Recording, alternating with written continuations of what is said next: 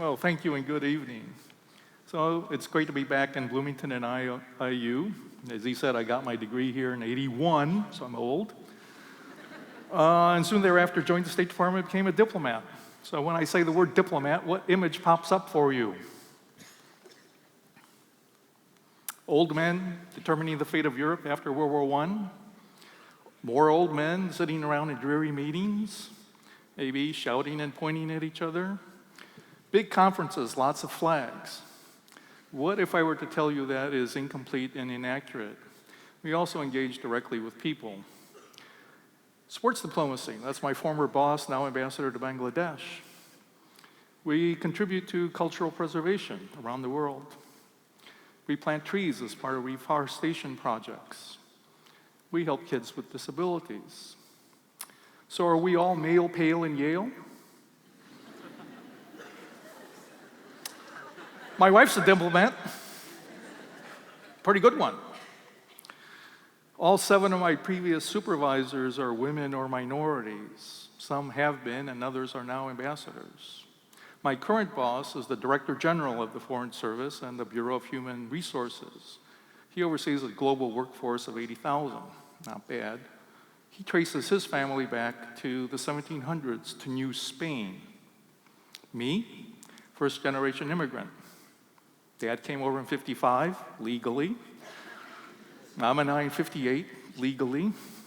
We didn't have the honor or the fortune to be born American. We chose to be American. We raised our hands and took the citizenship oath. Our founders crafted a remarkable oath of office that I took when I became a diplomat. It is not to a government or to a person. It is to a set of ideas and ideals codified in a constitution, a blueprint for good government, system and structure, and a guide to good governance, accounting for human frailty and human virtue. It's a remarkable document for a remarkable country. It's the country of tomorrow, country with one direction, forward, one speed, fast. We cherish our traditions and we reinvent ourselves constantly. So who are we who are in the Foreign Service? No, there are only 14,000 of us. Only 8,000 of those are the frontline diplomats. Former Secretary of Defense Gates pointed out that there are more members of military bands than there are Foreign Service officers. Years ago, we only reflected a small slice of America. Today, we are determined to capture a larger part of the sweep and majesty of the American people. It's the right and smart thing to do. So we're going to recruit, retain, sustain, and empower a capable, talented, diverse workforce equipped for the challenges of 2025 and beyond. We have an ambitious goal to recruit on merit and diversity, knowing that we're in a challenging situation with other U.S. government agencies in the private sector. We're going to pay special attention and put special emphasis on inclusion. Diversity is a fact. Inclusion is a choice, a must-do choice to fuel engagement, drive performance, and build leadership and adaptive capacity. So what is it that we do as diplomats? Well, in the 16th century, Sir Henry Wotton described a diplomat as an honest man sent abroad to lie for his country. So I don't believe that, not for a second. I think diplomats live by 3 rules. First, never lie. Lies cannot build the trust, confidence, and credibility upon which effective diplomacy rests. Second, don't tell the complete truth. We don't share our secrets, and we don't blurt out everything we think or believe about the other person, the country, or their positions. It's called tact. We hold fast to our position and leave space for further dialogue. So, Sir Christopher Meyer, former UK ambassador to the US, summed up a diplomat this way: a quick mind, a hard head, a strong stomach, a warm smile, and a cold eye. So I believe diplomacy is a means by which we prevent, preempt, contain, manage, and solve problems, and for us to advance U.S. values, interests, and goals. Now, how do we do that? We do information. We gather it, make sense of it, report it, make recommendations. We network. We identify and cultivate programmatically important people, influential people, irrespective of their field. And we do advocacy. We persuade and convince people to do things with and for us in such a fashion that they believe it was their idea. Where do we do it? Well, of the 14,000 or so, about 2/3 serve overseas in 195 countries, 275 embassies and consulates. 55% serve in places that we deem to have substandard or difficult health conditions, public safety, security problems. 1,000 serve in places that are too dangerous to allow families to go. And in today's world, it's more volatile and dangerous than ever before. You have all the traditional components of foreign policy, state-to-state relations, provocations, challenges to international peace and security, economic prosperity, democracy, to the environment, to health, and many issues that are new, trans-regional, transnational, global.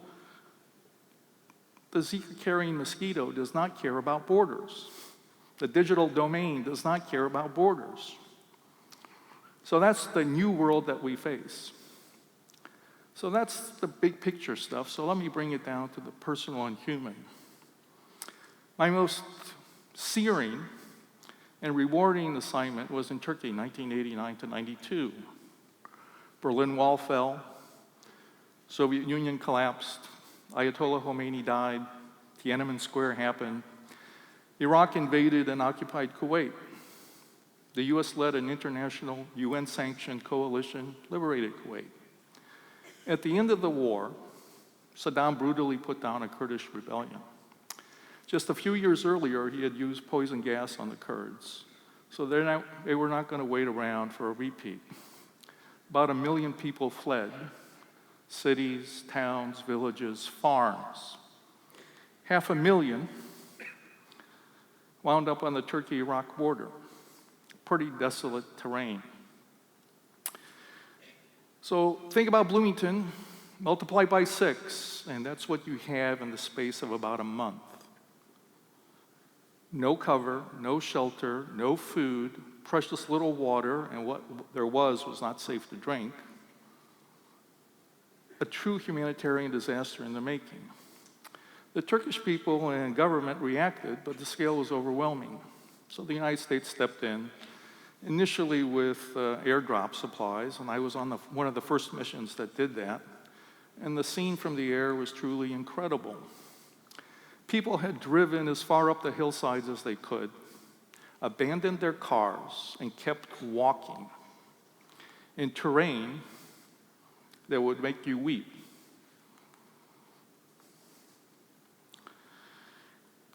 So you're looking at 500,000 people under these circumstances. And look at that terrain. So we knew we had to act quickly, and we marshaled and mobilized an international force. The UN arrived, international NGOs came, ordinary citizens contributed food, blankets, supplies of all sorts. But the scale's pretty big. I was part of a team responsible for a cold chain. Well, I didn't even know what a cold chain was, but I learned some medicines have to be chilled. Well, getting them to our air hub, that was pretty straightforward. Getting them the last kilometers to that location was more difficult. And then once you're there, well, you have to refrigerate it. So you needed portable refrigerators. But that meant you needed electricity, which meant that you needed portable generators, which meant that you needed gasoline, which meant that you needed places to store the gasoline. And once you used up the medicine, you needed places to safely dispose of it. So one small thing to get packages of medicines this size meant that we were doing lots of big things. And we were doing this constantly. We knew that we had turned the corner and stabilized the situation when the refugees started throwing away the food that we were providing. And literally overnight, a black market developed in basic consumer goods, first and foremost cigarettes, which became a de facto currency in the camp. But we couldn't leave them there. Can't leave them in this desolate place. We had to find a way to get them to go back home to northern Iraq. So we set up a safe zone.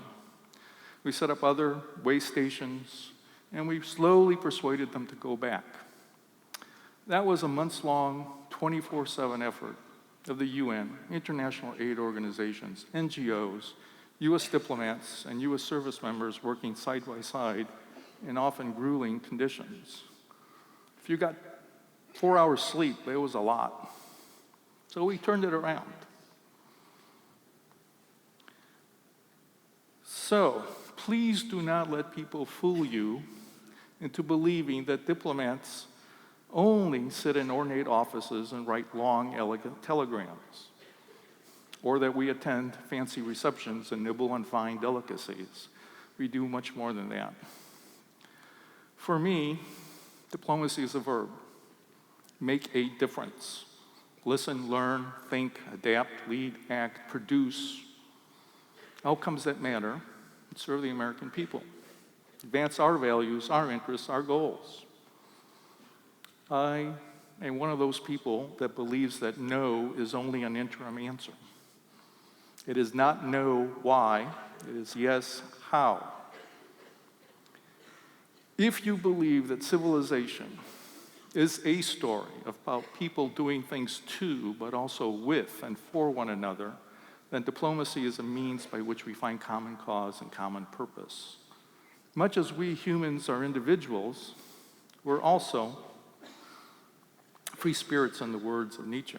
We're also people who value civic virtue. We cooperate, we collaborate, as Aristotle first taught us. We are political and social animals. And as we know painfully too well, the human enterprise, the human condition, the human proposition is not perfect.